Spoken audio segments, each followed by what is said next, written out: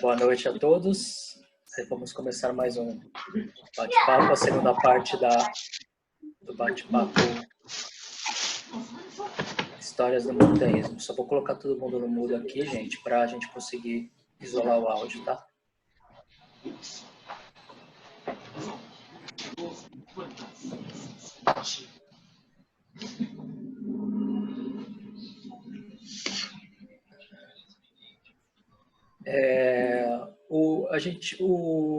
O Chico propôs um roteiro diferente hoje. A gente encurtou um pouquinho a história institucional da criação do grupo, né? Então, o Chico vai começar falando um pouquinho dessa parte e depois a gente vai abordar três histórias do montanhismo aí do GPM, né? Uma vai ser o Pico do Corcovado de Ubatuba, a escalada do Denose, lá no Yosemite, e o projeto 10 Cumes, né? Depois da fala do Chico, a gente vai falar do projeto 10 Cumes porque o Cal também tem horário. Chico, se quiser, já pode começar a falar. Depois da fala de cada um deles, a gente vai abrir para as perguntas também, tá? Boa noite a todos. Gostaria de novamente agradecer o convite do GPM. Dando continuidade à última quarta-feira, sobrou um chorinho para a gente falar, então hoje tem muitos assuntos legais para falar, então eu vou falar bem rápido. Será que eu consigo compartilhar aqui?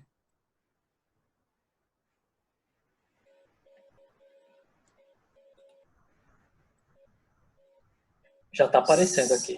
Aí. Legal.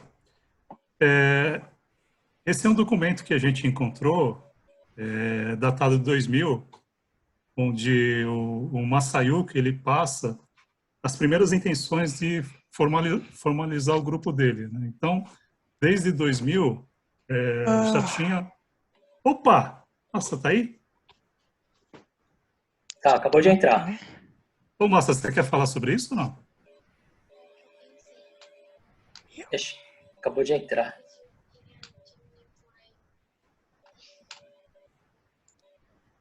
Vai falando, Chico. Tá. Então, em 2000, no contexto, tinha o CAP e o CEL e precisava da terceira entidade para formalizar a federação.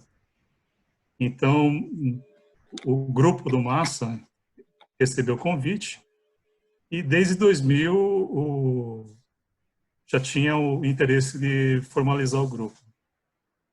Vou fechar aqui. E de 2001 até 2003, a gente trabalhou desenvolvendo o estatuto, né? Então, só queria falar que foram muitas reuniões, muitas brigas, muitos desentendimentos. Nós tínhamos apoio de uma advogada, né? E, na ocasião, as pessoas tinham um certo receio por conta da responsabilidade civil, que existe até hoje.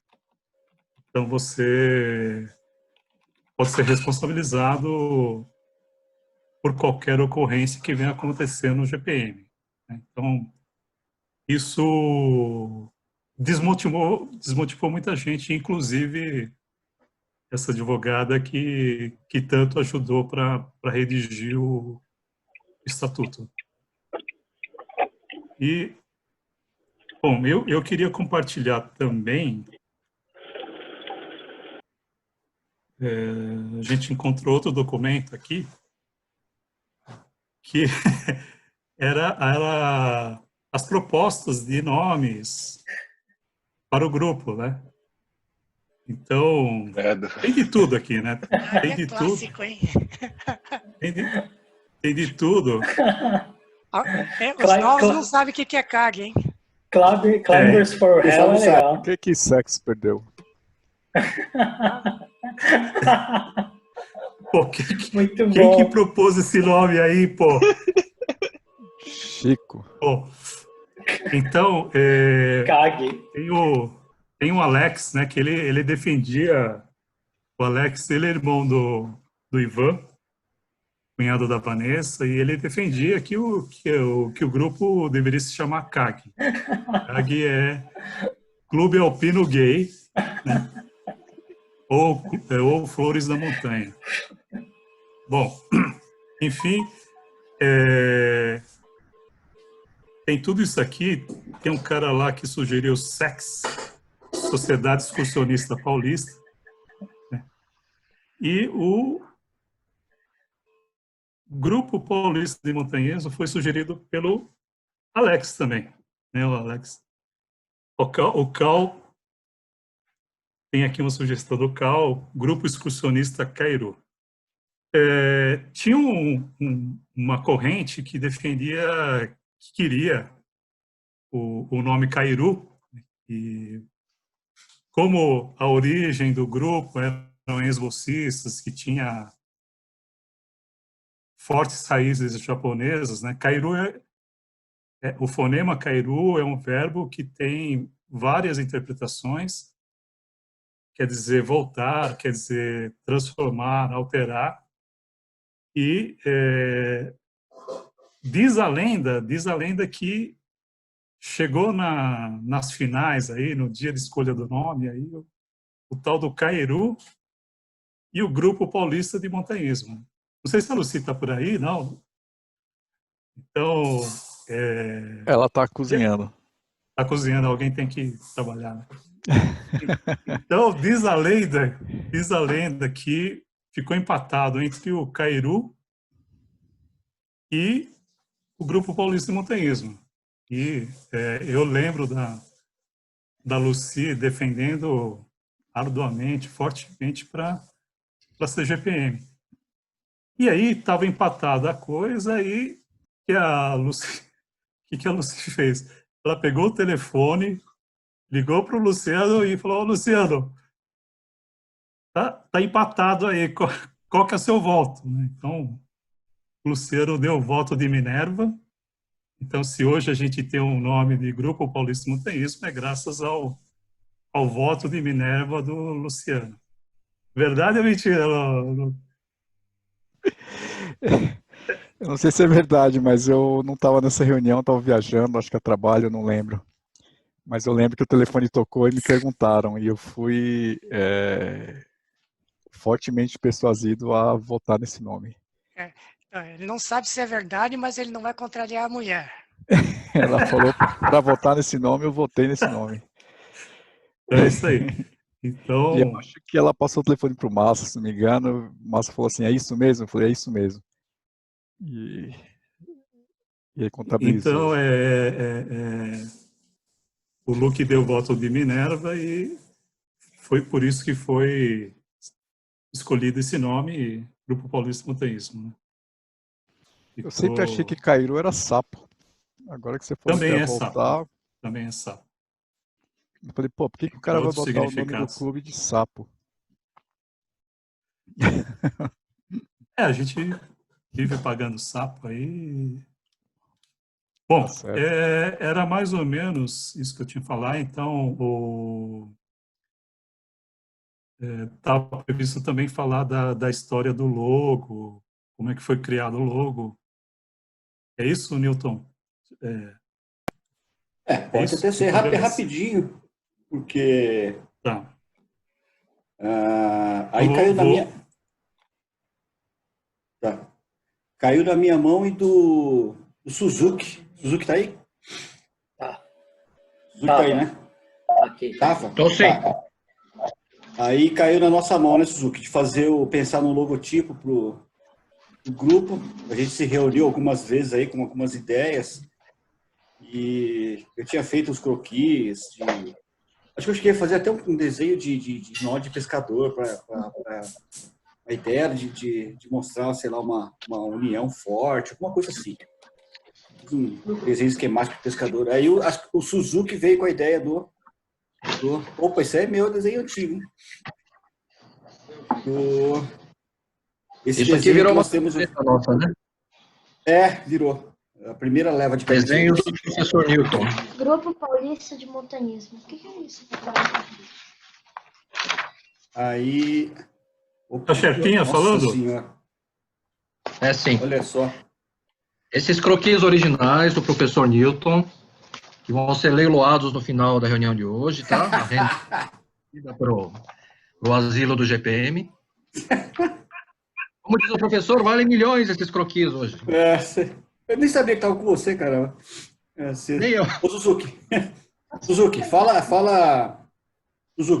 fala da ideia da criação desse logo aí. Você é o pai da criança. Depois de várias reuniões.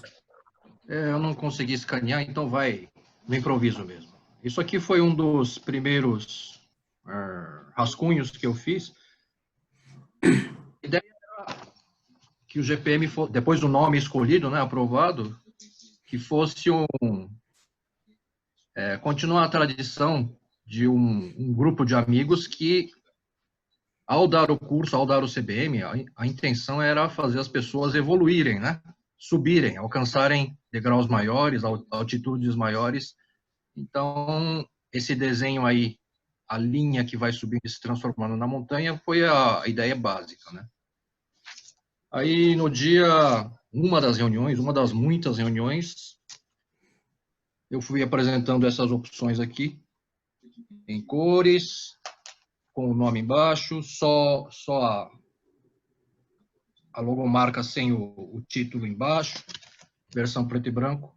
Então, essas pranchas aqui também ficaram guardadas por 20 anos e numa das limpezas de primavera, apareceu aqui. Podemos pôr leilão também. Caramba. Professor.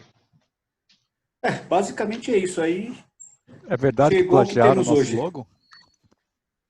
Teve uma federação aí que copiou, né, Zuki? Essa história parece que é mais recente, né? Aí o Chico sabe dessa história. Porque essa ideia aqui, que eu saiba, é original nossa, tá? Suzuki, que ano que foi isso aí, Suzuki? Que ano que foi esse? 2004, 2003, né? né? 2003. Quando fundamos o GPM, já começamos com esse logotipo. É verdade, 2003. 2003, 17 anos atrás. Basicamente é isso. Sem muitas delongas. E mais? Alguma dúvida? Alguém? Não? Acho que do GPM era isso. Suzuki, tem a parte lá, se você gostaria de falar dos primeiros anos da sua gestão. Bom, o Massa já contou bastante dos primeiros anos, pré-GPM. Então, hoje é fácil a gente falar. Temos como nos autodenominar, né? Temos uma identidade. Nós somos o Grupo Paulista de Montanismo. Na época, ainda final dos anos 90, início dos anos 2000, o povo lá fora conhecia a gente como o Grupo do Massa. Era simplesmente isso, né? Já existia o tradicional clube alpino paulista, o CAP. Já existia o CEL, Centro Excursionista Universitário. Precisava-se de uma terceira entidade, mais um clube para formar uma federação. Era o momento em que, anos 90, início dos anos 2000, já existia a Lei Pelé, né? Já existia essa movimentação para que vários esportes, atividades começassem a se organizar melhor, começassem a ter representatividade junto a governo, junto a entidades, até para buscar patrocínios, buscar incentivos culturais, ter uma organização melhor. Estávamos dentro desse contexto, né? O Chico também já contou essa história na semana passada, mas o GPM foi incentivado naquela época, né? Ou melhor, o Grupo do Massa esse bando de Nikkeis, né, de descendentes de japoneses, bolsistas, que se reuniam para ir caminhar e para escalar, já éramos conhecidos, mas dessa forma, né, um grupo muito informal. Então, houve esse convite ao grupo do Massa, aí teve esse e-mail que o Massa distribuiu no começo, né, que o Chico mostrou hoje. Começou daí, né, essas conversas para a gente iniciar a nossa fase aí de formalização e contribuir para o esforço de fundar a FEMESP, a Federação de Montanismo do Estado de São Paulo. No fim, acabou que o terceiro clube fundado acabou sendo outro, né? Saíram na nossa frente, foi o CMSM, o Clube de Montanismo da Serra da Mantiqueira. E nós acabamos sendo o quarto clube. Em 2003, depois que finalmente fundamos, registramos em cartório, ata de assembleia e tudo isso, formalizado, acabamos sendo a quarta entidade. Com isso, a Federação Paulista, a FEMESP, foi a quarta federação, a federação já formada com 4 entidades aqui em São Paulo. O passo seguinte foi, então, ter 3 federações no Brasil para que se pudesse formar uma confederação. E aí foram mais alguns anos de batalha. Já existia a Federação do Rio de Janeiro, a FEMERGE, e éramos só as duas, né? Rio de Janeiro primeiro, São Paulo em segundo, e aguardando a formação de uma terceira federação para a fundação das CB, Confederação Brasileira de Montanismo e Escalada, que também, se eu não me engano, foi em 2007 que o Chico vai saber melhor, mas foi 2004 já? A CBME? Isso. Então, foi o que eu me recordava. Então, com a formalização do GPM, tendo já a nossa formalização, estatuto registrado em cartório, na mesma assembleia, a primeira assembleia foi feita a eleição para a primeira diretoria. E mais um parênteses, essa época, 2003, é também o ano em que foi introduzido aqui no Brasil, entrou em vigor o atual Código Civil Brasileiro. Teve uma reforma, votado em 2002, e em 2003 entrou em vigor. Então, esse Código Civil, né, que rege todas as atividades civis no país, uma das características desse Código Civil foi introduzir mais exigência de responsabilidade civil das pessoas, das entidades, instituições. E isso foi nós tínhamos esse ambiente, né? Poxa, agora, se a gente vai formar algo mais formal, uma instituição, se eu botar meu nome lá, se eu for o presidente, se eu for o tesoureiro, se eu for o diretor financeiro, e houver alguma irregularidade, mais tarde surgir algum escândalo, alguma coisa, posso ser penalizado, posso ter que responder civilmente, legalmente, e posso correr o risco de perder os meus bens, ter meus bens pessoais confiscados para cobrir alguma perda que a entidade tenha causado, né? Então foi uma discussão muito assim, que abalou muito. Algumas amizades ficaram abaladas nessa época por causa desse tipo de discussão. Por causa desse tipo de discussão, não foi fácil, corremos o risco da história ter acabado antes de começar por causa desse tipo de discussão. Mas também, passado essa fase de muita conversa, muita briga, chegou a hora de fazer a eleição, tá bom, então tá aqui o estatuto, o nome dos sócios fundadores, né, ou associados fundadores, consta tudo lá na ata registrada em cartório. Então, entre essas 16 pessoas que assinaram essa ata, vamos eleger quem vai ser presidente, vice-presidente, primeiro tesoureiro, segundo tesoureiro. E aí foi outra briga, né? Quem é que dá o passo à frente para se candidatar? E aí eu faço mais um também, que o professor Chico, que é o nosso... Se a gente pode dizer que nós temos uma mãe que é o Massa, o Masayuki, que afinal foi através do Masayuki que fez a primeira aglutinação, que incentivou todo mundo. Foi o centro, né, focal de pessoas que começaram as atividades que hoje se tornaram o GPM, né? Se o Massa era a mãe, o pai, obviamente, era o Chico, né? O senhor Flávio Kitahara, que tinha esse outro papel de incentivar empurrar por trás, empurrar no sentido de Vamos incentivar parar com isso também, aí, né? Eu não puxar gostei as muito dessa pessoas. associação, não. Mas um outro aspecto também que o Chico não gosta muito de falar é que o Chico também é o nosso pai, mas ele também tem outra família, né? Que era o CAP. Até hoje, como membro lá do CAP, quando tem as necessidades, o Chico se divide lá entre as atividades do CAP, as atividades do GPM, e dentro do GPM o Chico nunca quis muito assumir protagonismo, né? Então, na hora de ter pessoas à frente, na liderança, colocando uma cara para bater, colocando o seu na reta, para falar assim, uma linguagem mais popular, nesse momento a gente precisava de outras pessoas. No fim, foi feita essa eleição, como já histórico, né? Já virou história. Eu fui eleito, então, o primeiro presidente. Nem lembro mais quem foi o vice-presidente. Foi você, Chico, vice-presidente? Foi o Alex.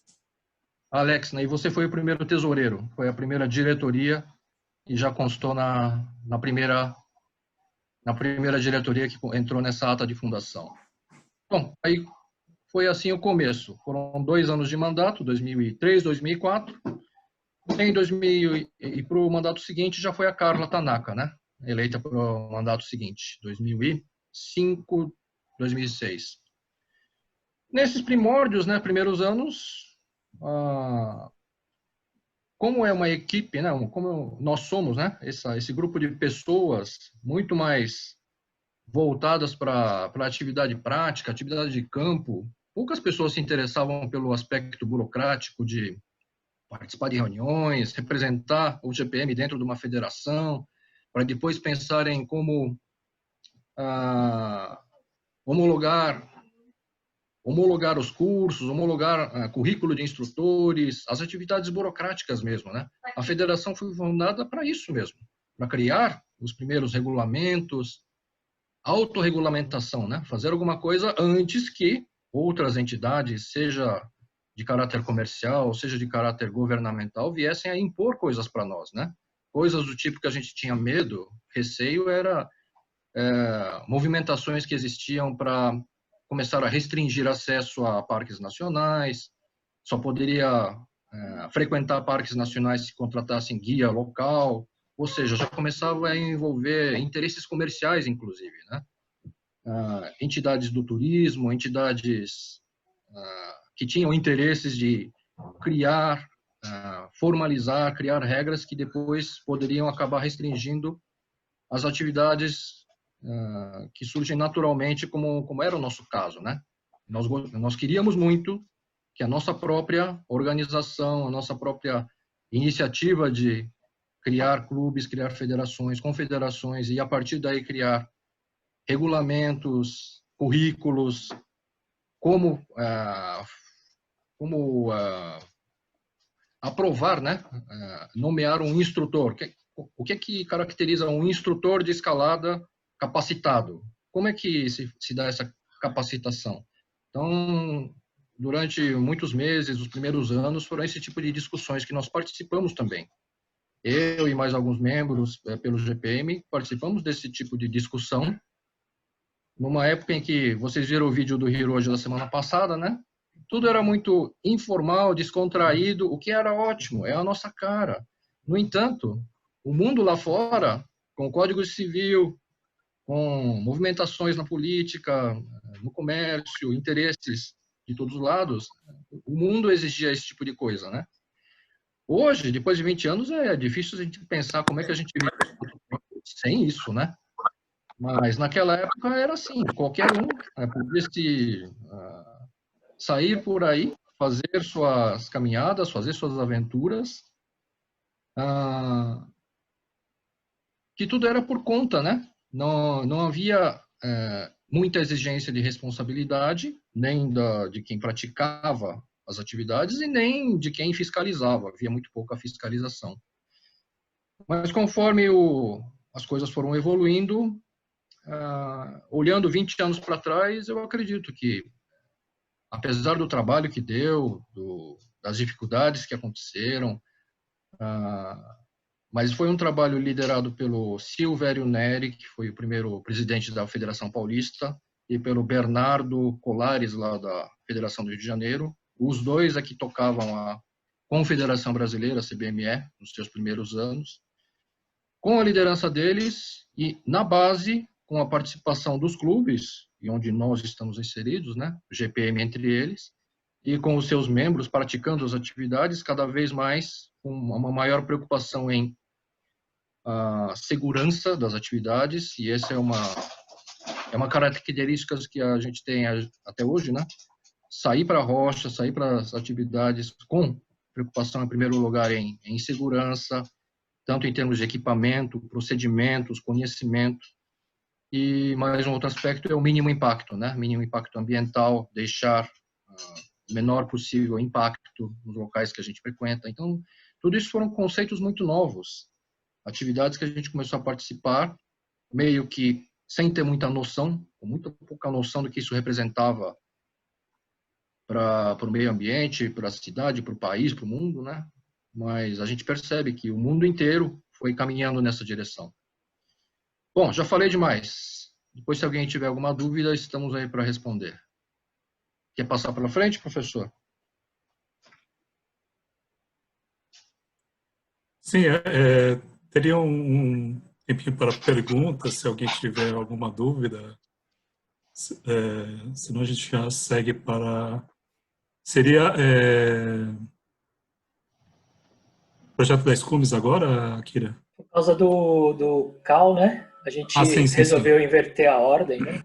Então a gente vai falar do projeto. Mas a ordem cronológica certa seria o Corcovado, Yosemite e o 10 Cumes, mas a gente vai inverter a ordem.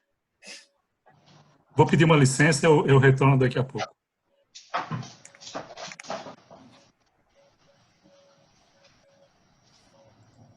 É o Cal?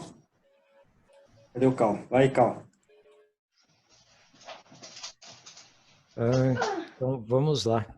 Na semana passada, o Chico e outros aí já deram uma palhinha aí sobre o projeto 10 Cumes, e o Chico está escrevendo também, né, os textos aí sobre o projeto.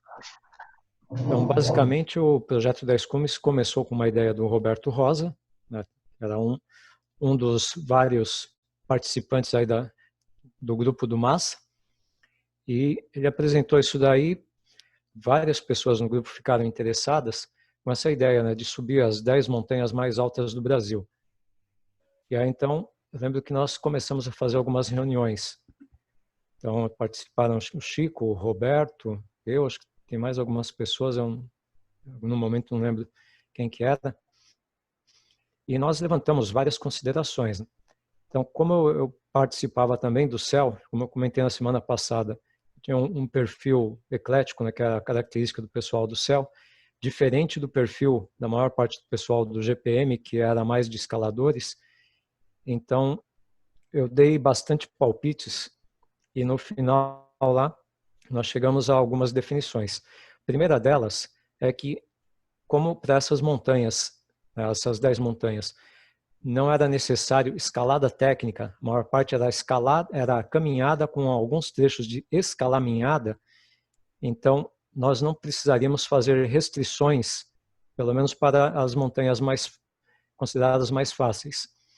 Outra coisa que nós definimos nas nossas reuniões foi que seria um projeto aberto aos montanhistas, então não seria algo de exclusividade, só quem é do GPM que pode participar.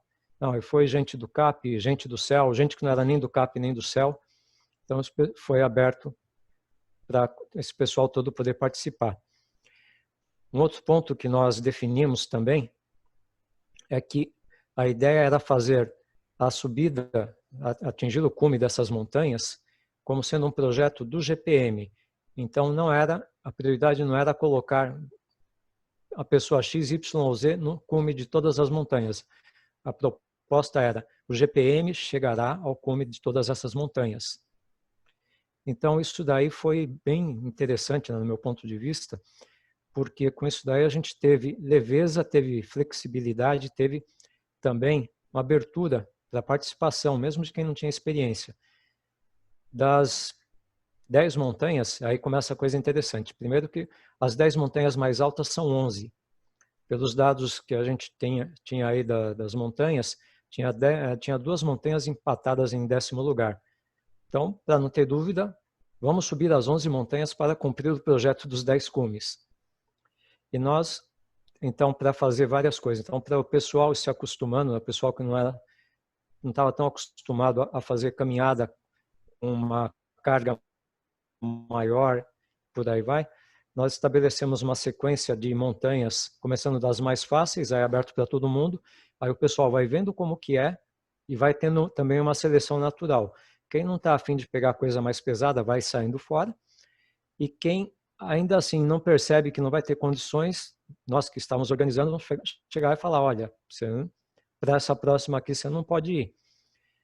Só precisei fazer isso daí com uma pessoa em todas as saídas que eu participei. Eu participei de saída para 8 dos cumes, eu só precisei fazer isso com uma pessoa. E, inclusive, não foi tirá-la.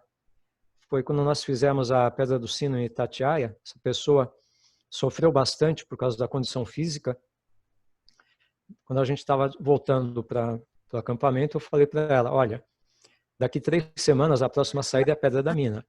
É a caminhada mais difícil que eu já fiz, é a mais difícil que tem no projeto. Com essa tua condição física aqui, você está vetada.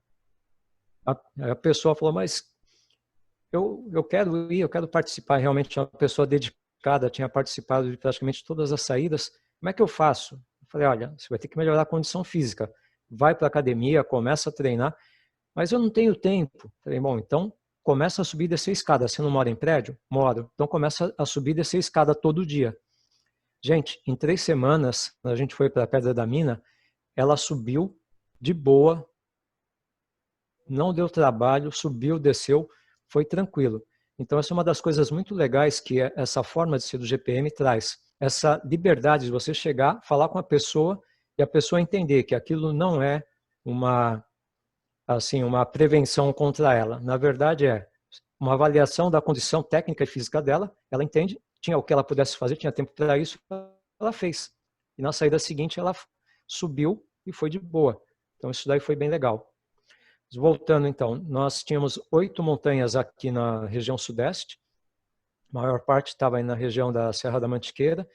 Tinha 2 no Parque do Caparaó, entre Minas e Espírito Santo, e 3 no norte do país. Então, nós organizamos para que ao longo de 2005, então essas reuniões ocorreram em 2004, nós organizamos para que ao longo de 2005, nós começássemos então com as montanhas mais fáceis, mais próximas, que eram Itatiaia, né? Para poder ir de final de semana, que aí vai todo mundo, aí começa a fazer a seleção de quem consegue seguir adiante. As mais distantes, como teve lá no Caparaó, a gente colocar junto com feriadões, e ficava então para 2006, e aí já avisar o pessoal interessado, para a época do carnaval, para o pessoal pegar o carnaval e quem pudesse tirar férias, já agendar para emendar, e poder então fazer essa ida lá para o norte, para fazer então os 3 picos lá na região de Roraima. E aí então nós fomos fizemos as saídas para Itatiaia, fizemos lá para Caparaó e por fim a Pedra da Mina. Dos 8 picos que nós fomos, eu tinha ido já em 6, então eu aproveitei a experiência que eu tinha lá e eu fiquei pegando no pé do pessoal sobre como que deveria ser logística, cuidados para a gente tomar, etc. Coisas que foram interessantes durante o projeto. O Chico vai colocar isso daí nos próximos textos dele. Eu já vou dar aqui um trailerzinho. Teve 2 dos picos que nós fizemos que não tinha trilha, que foram os 2 picos que eu não tinha ido ainda. O que nós fizemos então? Uma coisa que eu fiquei pensando lá, eu propus para o pessoal quando a gente fez a saída, o pessoal topou, funcionou muito bem, foi usar batedores. Ou seja, do grupo que estava presente ali, tinha um pessoal que estava na condição física muito boa, então, em alguns trechos lá, como não tinha trilha, você tinha que ficar batendo mato para achar o caminho, o melhor caminho onde você pudesse passar. Nós dividimos algumas dessas pessoas com melhor condição física iam na frente procurando o caminho, então iam os 3 melhores na frente procurando opções de caminho. E alguns de nós também com melhor condição física, iam na retaguarda para dar suporte para o pessoal, como essa pessoa que eu mencionei aí, da Pedra do Sino, que estavam andando assim mais devagar, estavam com mais dificuldade para conseguir acompanhar o grupo. Então, iam os batedores, aí voltavam os batedores com as informações lá, a gente então definia, tá, esse caminho aqui tá ruim, descarta, por exemplo, para a Pedra do Sino, acho que o Newton deve lembrar disso daí, era varar mato. Você vai varando o mato, está indo na direção da pedra, a aproximação visual. De repente você varou o mato, putz, você tem lá uma piramba de 5 metros. Não dá para pular aquilo ali, não dá para descer. Então volta e vê os outros 2 batedores, para que lado que eles foram, como é que estava por ali. Então a gente fazia essa checagem aí com os batedores para escolher o melhor caminho e ia direcionando para lá. E os batedores de novo na frente, né, junto com aquele que escolheu o caminho, né, que achou o caminho que estava mais fácil, e o resto do grupo ia acompanhando. Então esse esquema de batedores foi a primeira vez que eu fiz, acho que é também a primeira vez que eu sei que alguém fez isso daí, e foi muito legal. Porque aí a gente aproveitou o pessoal que estava melhor condicionado, então eles largavam inclusive a mochila de ataque.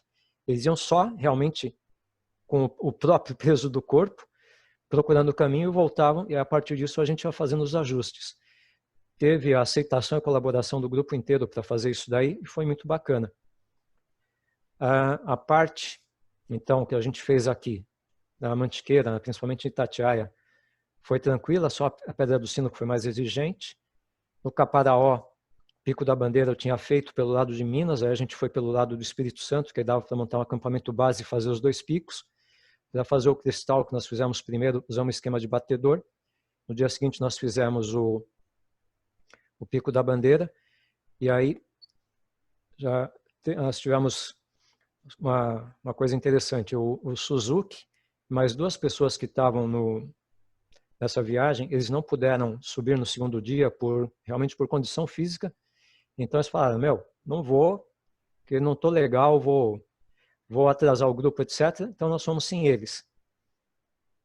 E subimos até o Pico da Bandeira, fizemos as fotos, registramos, fizemos coleta de lixo enquanto nós estávamos lá em cima, e para chegar lá nós tínhamos alugado um micro-ônibus que nos levou de São Paulo até a região lá. Ali alugamos Toyotas Bandeirante lá para levar até o parque. E tinha horário para as Toyotas irem buscar a gente. E a gente estava voltando o pico falando, putz, chegar lá ainda vai ter que desmontar a barraca, guardar as coisas, arrumar tudo. Quando chegamos lá, o que tinha acontecido? O Suzuki, se não me engano acho que foi o Suzuki, a Sonoi e a Cláudia Caiado, que era do Céu, que não tinham subido, eles pensaram a mesma coisa que nós. Putz, o pessoal vai chegar e ainda vai ter que desmontar a barraca, arrumar tudo aqui. Eles simplesmente, sem se comunicarem conosco, pensaram a mesma coisa e fizeram isso. Então nós chegamos do cume, cansados, suados, sujos, etc.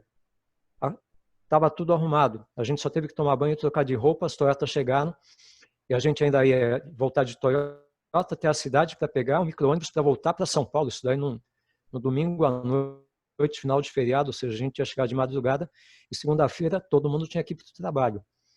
Então isso daí foi mais um exemplo dessa convivência e dessa forma de funcionar do GPM, que eu acho que é muito legal a gente comentar.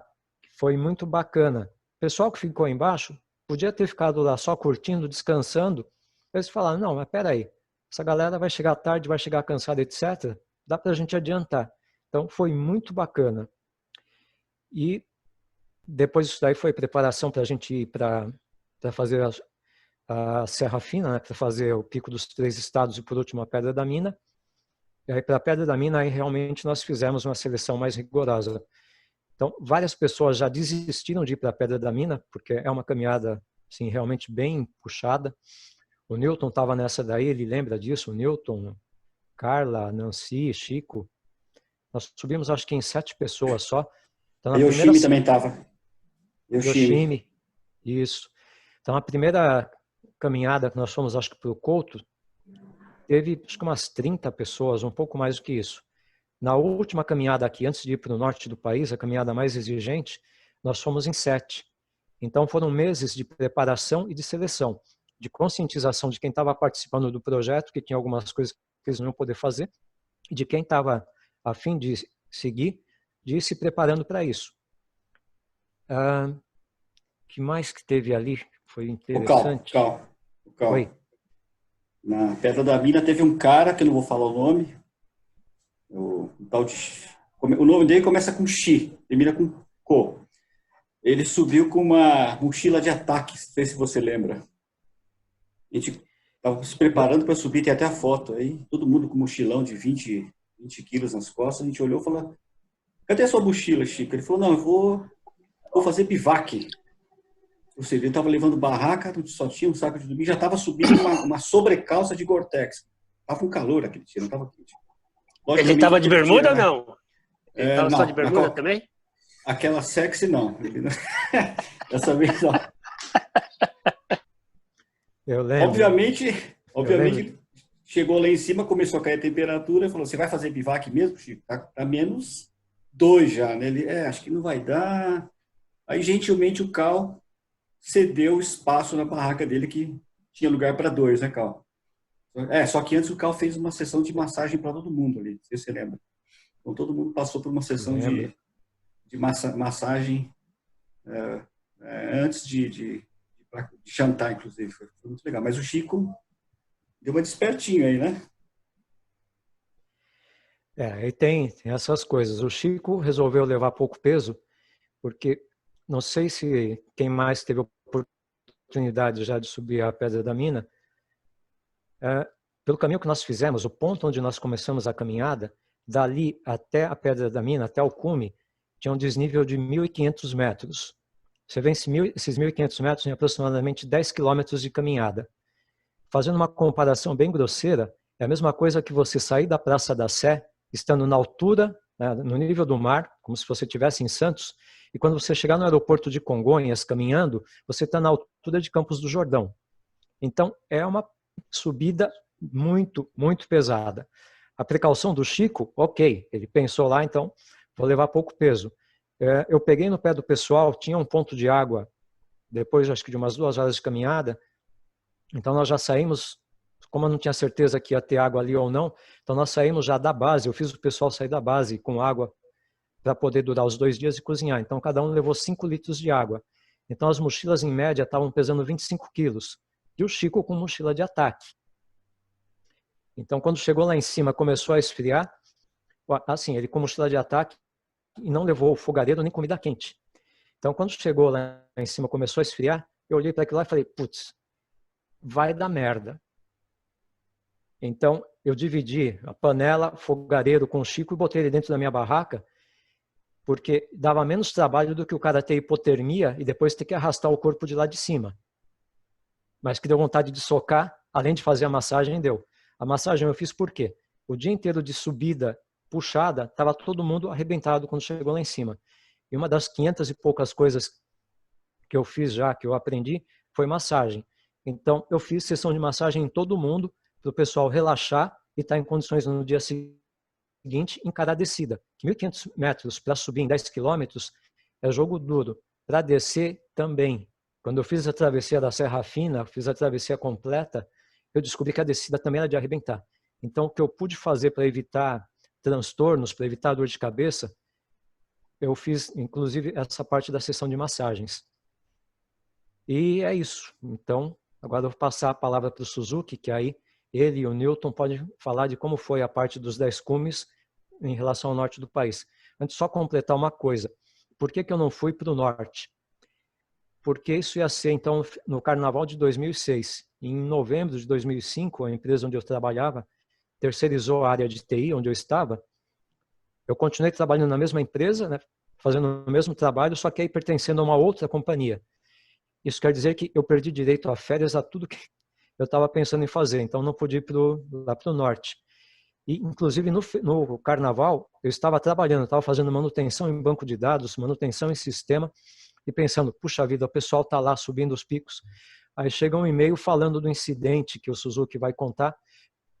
Eu olhei aquilo, tomei um susto.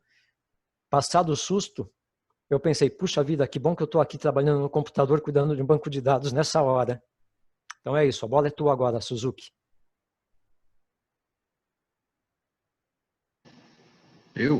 Deixa o professor Newton contar essa história. Antes teve Cal comentou de uma pessoa que foi, ele quase teve que cortar aí, mas teve uma pessoa que foi cortada na Pedra do Sino, né? Era um aluno que tinha acabado de fazer CBM e deu um pequeno trabalho para o Chico. Acho que ele levou umas 6 horas na Pedra do Baú para subir a normal do baú. Foi o recorde, né? 6 horas. Aí ele falou, eu quero ir para Pedra do Sino. Aí teve uma pessoa, né, o Suzuki deve lembrar, falou, não, você não vai. Você não vai que você vai atrapalhar, vai atrasar todo mundo. Simplesmente cortou o cara e o cara não foi. Pô, ainda bem que ele não foi, porque ia dar um trabalho danado. Mas, ô Suzuki, fala da parte só da papelada lá, que a gente, das permissões que a gente teve que correr atrás para subir o Neblina. Pelo que eu me lembro, naquela época de 2005, 2006, acho que até hoje é assim, tá? Se você entrar no site do IBAMA para ver a lista dos parques nacionais, que tem lá o endereço da sede, quem é o diretor do parque, o responsável, que é para quem a gente tem que escrever ofício pedindo autorização, né, para entrada. Porque não é que nem aqui em Itatiaia, que tem uma, embora pequena, deveria ser muito melhor, mas ainda tem uma infraestrutura aqui nos parques do Sudeste. Lá para o Norte, primeiro que a gente não tinha experiência, ninguém nunca tinha ido lá. A gente tinha os relatos do pessoal da velha guarda que tinham ido lá 30 anos antes, como é que era, e já era um abandono, como que seria naquela época. Aí nós entramos no site do IBAMA para ver, descobrir os nomes das pessoas, para quem a gente deveria escrever e tal. Aí tinha lá cada parque, né? O Brasil é um país que tem muitas áreas de proteção, parque nacional, parque estadual, floresta nacional, área de preservação, etc. Aí tem lá os nomes das unidades de conservação e tinha lá Parque Nacional do Pico da Neblina, PNPN. Quantidade de funcionários, 2. Era o diretor, que depois a gente foi entender, era um analista ambiental, início de carreira, um cara que fez concurso público, entrou na carreira pública, duvido que ele tenha se voluntariado para ir naquele fim de mundo, né? Deve ter sido mais por uma oportunidade, ou empurraram ele para esse posto, né?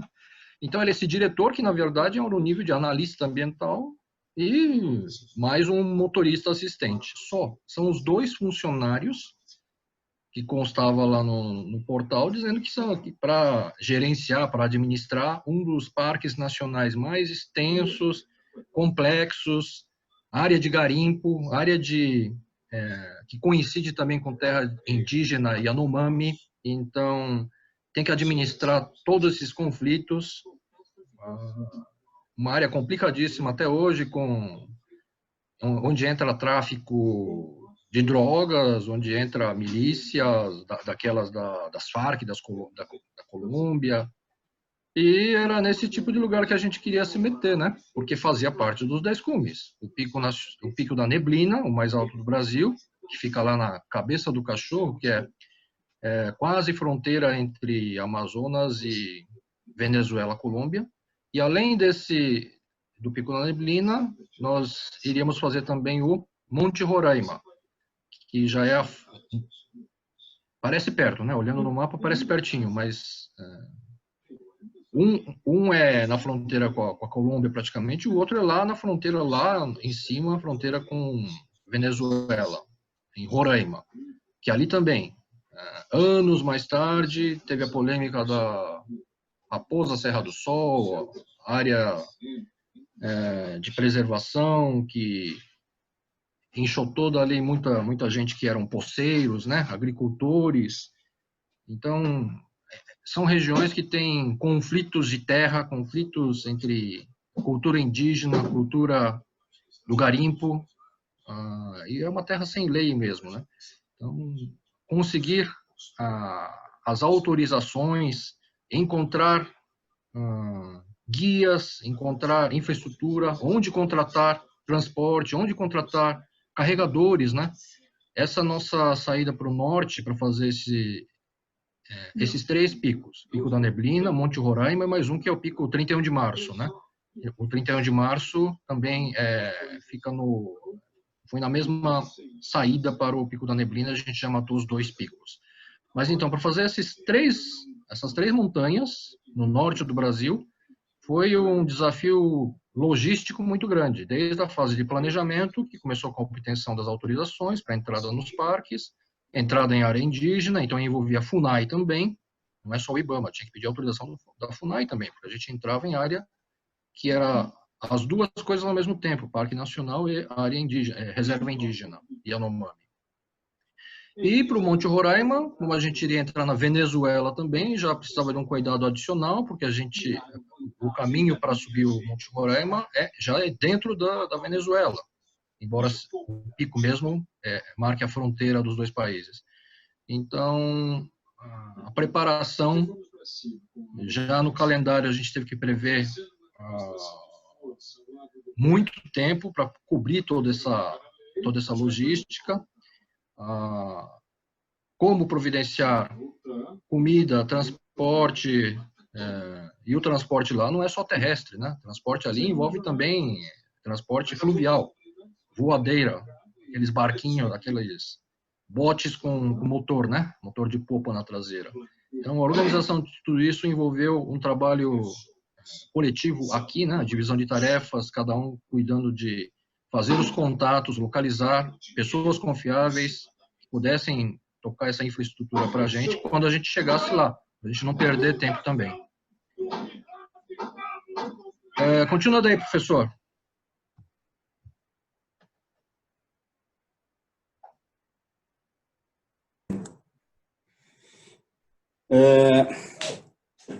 A preparação para essa expedição aí, a gente fez um mega levantamento de tudo que ia precisar de equipamento, de roupa, de lanterna, etc. Né? O Chico, ele juntou o material que tinha na época, tudo que havia sido publicado sobre Pico da Neblina, principalmente. Então, ele reuniu, cada um ganhou uma apostila, falava sobre as dificuldades que a gente ia enfrentar, inclusive uma do Valdemar Niklevics, que tinha ido acho que uns 2 anos antes, e a gente tinha que dar uma lida para já saber o que a gente ia enfrentar. E só de ler aquele material você já ficava desanimado de ir, porque falava, putz, se acontecer alguma coisa lá, você está perdido, porque não tem resgate, não tem como ser socorrido, principalmente neblina. Roraima tranquilo, Roraima a gente pode até fazer contar a parte do que tem contratamos o Magno, tinha guia, carregador, os caras montavam barraca, fazia janta pra gente. Foi uma mordomia aquilo ali, né? Apesar do acidente que teve com uma das pessoas do grupo que caiu na subida, que teve que se voltar, e ela teve a sorte de voltar com um helicóptero de uma expedição britânica. Ela caiu de cara no chão e abriu um talho no rosto, né? E quando a gente saiu do Roraima, a gente ia encontrar um guia, acho que o Chico tinha feito contato com ele, é um guia que estava morando ali perto, naquela cidadezinha da divisa com o Roraima. Ele falou, vamos falar com ele para pegar dica. A gente passou, eu lembro de gente, a gente passou a noite lá encontrando o cara, falei, e aí, como é que é o que você tem para contar para a gente? Ele falou, olha, se prepara, que a temperatura lá é 40 graus, chove todo dia, é inseto, é bicho, e no último trecho tem uma parte que vão passar, tem uma parte que está caindo. Quando eu fui, a madeira estava podre, quase caí. Eu falei para o Chico, vamos abortar esse negócio aí, vamos voltar para São Paulo, porque está bem desanimador. Não, viemos até aqui, vamos embora, vamos até lá. Eu, por mim, teria voltado de lá mesmo. E, abrindo parênteses, o Suzuki não contou uma coisa que ele não fez no Pico da Neblina aí. Você não foi no 31 de março, né, Suzuki? Lembra? Porque... eu chego aí. Sua memória tá melhor que a minha. Porque a gente... eu chego lá. Bom, aí a gente pegamos o avião, saímos de Boa Vista, fomos para Manaus. Em Manaus tinha que pegar um aviãozinho pequenininho de hélice para chegar até São Gabriel da Cachoeira. Ok. Esse aviãozinho era eu não lembro o nome da empresa, uma empresa local. Eu falei, Chico, como é que nós vamos levar benzina para o fogareiro? Porque a bagagem é toda dentro da cabine, não tem bagageiro embaixo, você vê. Ele falou, e perguntando para o cara, falou, não, benzina não pode, combustível é proibido, né? Não pode entrar com benzina. Eu falei, Chico, e agora? Chico, deixa eu ver, onde a gente está? Eu falei, tá nessa garrafinha aqui, nessas 2 garrafas. Deixa eu ver. Pum! Ele enfiou na bolsa dele e falou, pronto, tá feito. Eu falei, puta merda, né? Aí falou, bem, levamos a benzina dentro do avião. Eu falei, se o avião cair, ou explodir alguma coisa, já sabe que é o culpado, né? Chegamos em São Gabriel, descemos do avião, naquele aeroporto que parece uma rodoviária, né? Abre uma vez por dia, acho que umas 2 horinhas por dia, para chegar o aviãozinho lá de Manaus. Aí chegou e falou, cadê o guia? Aí chegamos lá, vimos o cara. Quando eu olhei o cara, eu falei, Chico do céu, aquele lá é o guia. Né? Um cara que parecia um malandro de tipo, aqueles que você vê em filme de malandro de morro, sabe? De papo, o jeito do cara falar. Falei, puta vida, né? Estamos na roça, né? Aí fizemos uma reunião com o cara, o Chico fez a pergunta, falou, em caso de... O Chico ou o Suzuki falou, tá tudo preparado? Ele tá tudo preparado. Vou comprar comida hoje, já tem carregador. Aí o Chico fez aquela pergunta, em caso de resgate, como é que faz? Não, tá... Beleza, né? Só que aquele tá beleza que você... Puta, né? Acho que não tá muito certo esse negócio, isso é alguma merda. E realmente não tinha nenhum plano de resgate, o cara não tinha nada disso aí. Bom, fizemos embarcamos o caminhão, uma caçamba de caminhão, demos carona para 3 Yanomamis que estavam lá na sede da cidade, perguntaram se podia levar, estavam levando comida para a aldeia, falaram, tudo bem, pode levar, não tem problema nenhum, né? Inclusive um deles era o presidente é o vice-presidente da IRCA, da Associação Yanomami local, demos carona para eles, encalhamos o caminhão 2 vezes na ida, que são 84 quilômetros de terra no meio do Amazonas, calor infernal, o caminhão tinha 2 pontos de atoleiro, a gente tinha que descer todo mundo e empurrar o caminhão, pulamos até o joelho. Chegamos no local dos barcos para pegar as voadeiras, embarcamos, pegamos as voadeiras, eram 2 barcos, 130 litros de combustível para voltar, toda a comida, as nossas cargueiras, tudo ali. E 2 barcos, cada um com... A nossa expedição eram 6, né, Suzuki? 6 pessoas e tinham, acho que mais 6 carregadores e guia. 12 pessoas no total. No meio do caminho, a gente acampou a primeira noite numa sede antiga da FUNAI, que ficava na beira do rio. Acampamos lá e, na madrugada, eu nunca tinha dormido numa condição tão, assim, um calor tão grande daquele jeito. Se você deitar e começar a suar, só de respirar você estava suando já. 3 da manhã a gente ouve os guias falando do lado de fora. Pô, molhou tudo, não sei o quê. Eu falei, puta, o que aconteceu, né? Na hora que a gente abriu a barraca para ver, os caras tinham esquecido de tampar o dreno do barco, a água entrou, o barco estava com a polpa na água, a água entrou, molhou toda o saco que tinha a nossa parte da comida. Quer dizer, a gente perdeu, na primeira noite, já perdemos parte da comida que era para ser levada até o pico. A gente tinha toda a expedição pela frente ainda. Daquele dia em diante, a gente começou a racionar um pouco. A gente parava na beirada para comprar, compramos uma carne de caça, trocamos com 1 quilo de açúcar, com uma quantidade, jantamos, comemos aquilo lá. E antes de chegar no ponto de parada, um dos barcos dá uma porrada em alguma coisa. Puta de um estrondo.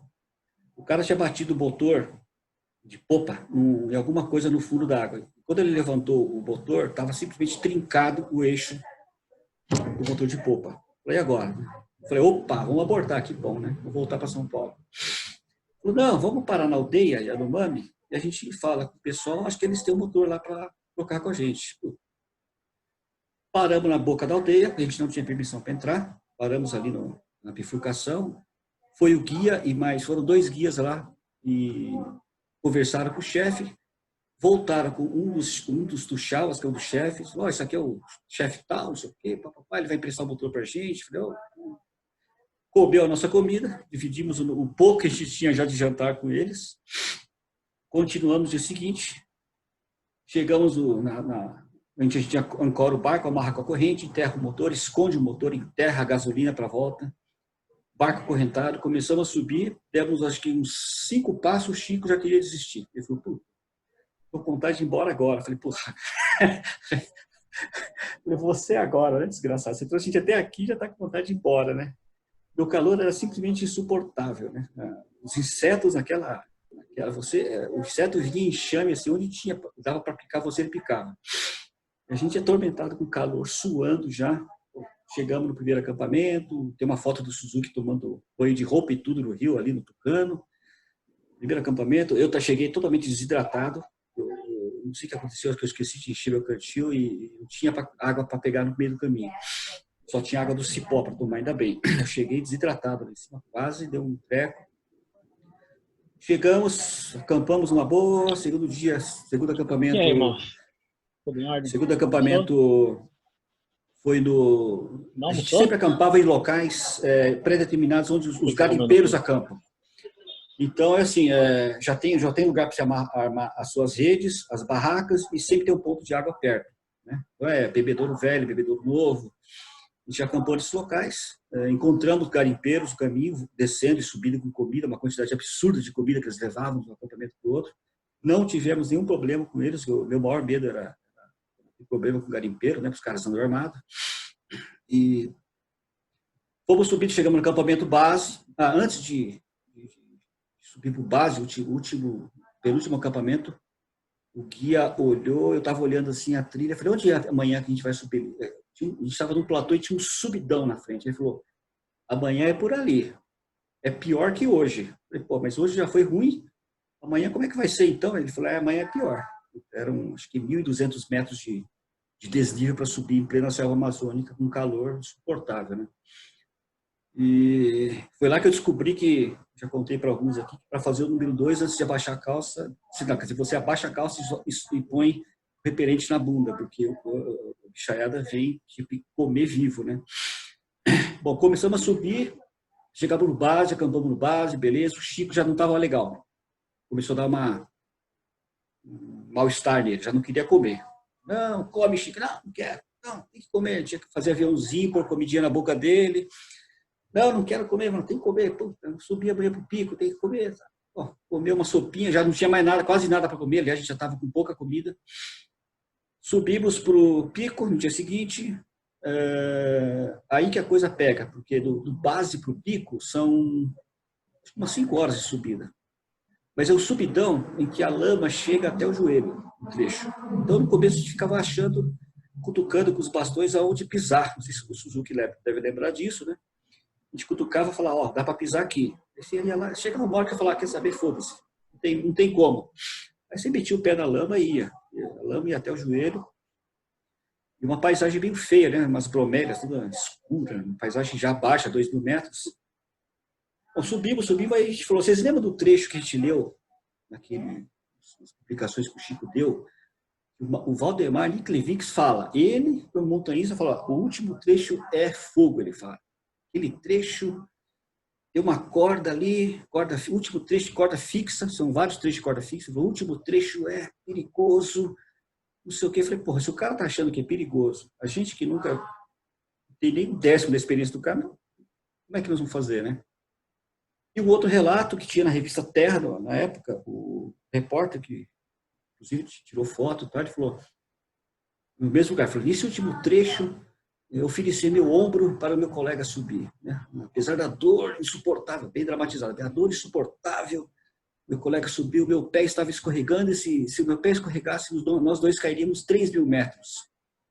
E, porra, o cara ia cair até o nível do mar, né? 3.000 metros, um tombo de 3.000 metros lá de cima, chegar no nível do mar. Porra, esse é um trecho, não dá para passar, nós vamos chegar lá, não dá bem a volta. Bom, passamos por todos os trechos de corda, as cordas todas molhadas, né, tudo úmido, você jogava o peso e acreditava que ele ia aguentar. O exército tinha deixado lá umas cordas pretas, cordas táticas, né. Subimos, passamos, a Carla levou um tombo, ficou com o braço super roxo, a gente achou que ela tinha quebrado o braço nessa subida, ficou com o braço roxo pra caramba e não quis desistir.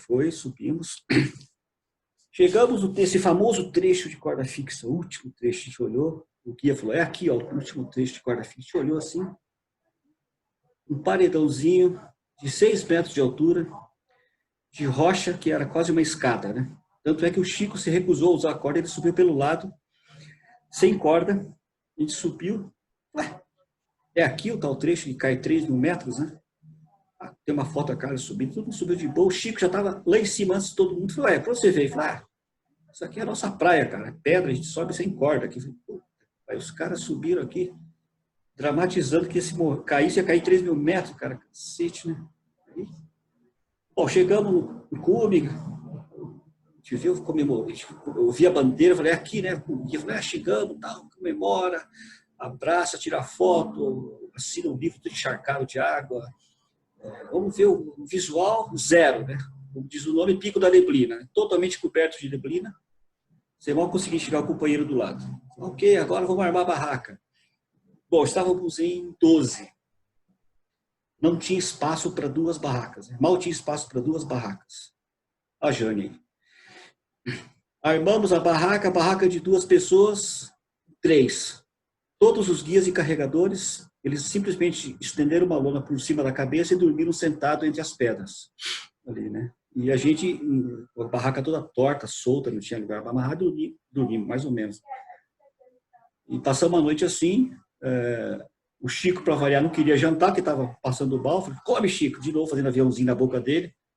Não quero comer. Não, tem que comer, não quero. E tomou a sopinha, empurrado.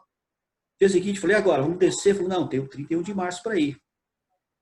Então, onde que é? O guia não estava muito afim de levar a gente para o 31 de março, que é do lado, né? Vocês que devem ter estudado geografia, o pico, 31 de março é logo do lado. Falei, vai levar umas 2h30 para ir, 2h30 para voltar. Puta merda, né? Caramba, total. Nossa senhora, vai demorar uma eternidade. Tem que sair cedo, tem que sair logo. Aí o Suzuki falou, eu não vou. Eu falei, como, Suzuki, você não vai? Você até aqui não vai. Não quero ir. Aí, Opa, o que aconteceu aqui? O Suzuki resolveu descer até o base. Falou, quem quer descer comigo? Catou os 2 guias, acho que foram 2 guias, né, Suzuki? Desceu até a cama e falou, veja vocês lá embaixo. Bom, fomos até o 31 de março. Das 2h30 que o guia falou, a gente levou no máximo 40 minutos para chegar lá. Chegamos em 40 minutos, era só um call, imagina uma transposição do baú para o baúzinho, um pouquinho mais longe um do outro. Passamos por um call, chegamos no 31 de março, falei, aqui? É aqui, né? Tinha o marco do IBGE no chão, tinha um cravado ali, um monte de lixo, em volta tinha saquinho de sopa, de biscoito que os garimpeiros largam lá. Bom, tiramos aquela famosa foto que tem o marco do IBGE no chão, com as botas em volta, falamos, vamos embora, né? Não dá para ver nada, tá fechado. Voltamos pro Neblina, descemos pro base, acho que a gente passou a noite e a volta foi mais rápida, pulamos o acampamento, chegamos no penúltimo acampamento, chegamos lá no primeiro acampamento que a gente tinha feito, os guias tinham conseguido mandioca, fizeram mandioca frita pra gente, estava muito bom, aliás. E falou, bom, agora só falta o trecho até o barco.